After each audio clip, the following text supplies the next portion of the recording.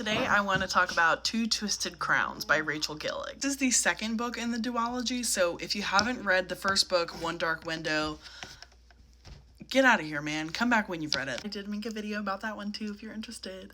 So this is a review with spoilers. One, I don't think that we really lost that much by having Elspeth lost in the oceanic dream world that she ends up in. I think it gave her some perspective into the nightmare's reality. Kind of had like a little Freaky Friday moment, so that was interesting. But she loses her agency, and she's not a character with a lot of agency to begin with, so I felt like she just wasn't my favorite female main character that I've read recently. I think we get to know Raven Yu better, and we see that he is a tried and true oldest brother. Page 168, he'd never had a choice but to be strong, and genuinely all of the characters around him come to depend on him. It's like, what's the plan, Raven? What are we gonna do? Especially Elm, he really leans into kind of a learned helplessness when it comes to Raven. For me, really all of the character development in this book comes from Ione and Elm. I thought that their love story was way more interesting than Raven and Elspeth, and I appreciated the inversion of expectations that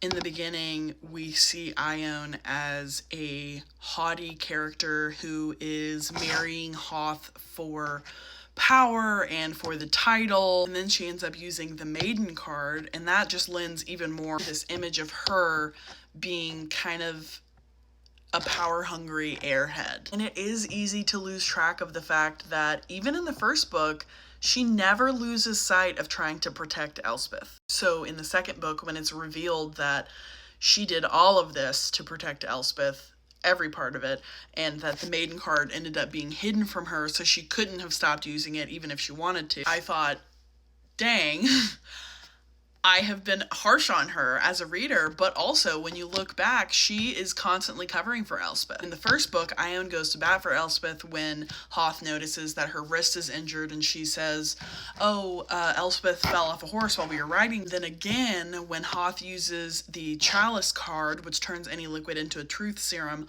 on Elspeth, Ione interferes and waylays the process. But genuinely, I think that the romance between Elm and Ione is remarkable. We see so much character development from both of them across these books, of Ione really getting to know herself and becoming so self-reliant and learning about the different powers that she can wield as a woman. When she takes Elm's scythe card and uses it against the other destroyer and then flips the switch on Elm and makes him barter back for it, she really learns how to wield her power in a really cool way. And she's also discovered that the maiden card has these healing powers, so there's really a lot of tapping into that feminine power. And for Elm, he is coming into his own as well, kind of stepping out from this image that he has of being the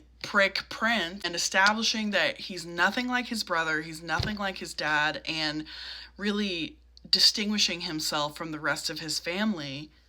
And then at the same time, she's giving us yearning, she's giving us desire, she's giving us steam, like a slow burn. And it's interesting how we get unrequited love in its own way, because Ione can't truly love him back because she's under the power of the maiden card. At the same time, we get this revelation that Elm had noticed her before she started using the maiden card, which, like, come on, how sweet is that? That is just gives you the warm fuzzies. They definitely share the trauma bond from Hoth. Like, when he set her up to be intoxicated, forced her into hiding her own maiden card, and left her untouched, but with the knowledge that he could have done whatever he wanted to her,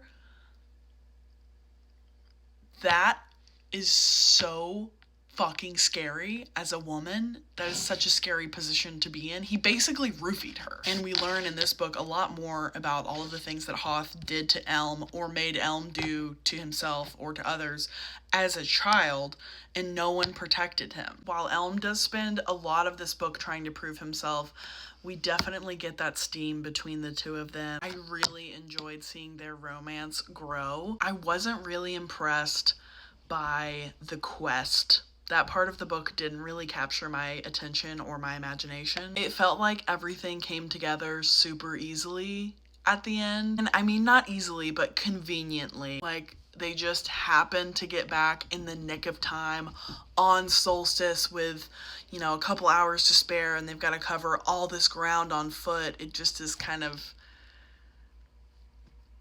okay. Just felt like every part of the quest went a little too smoothly.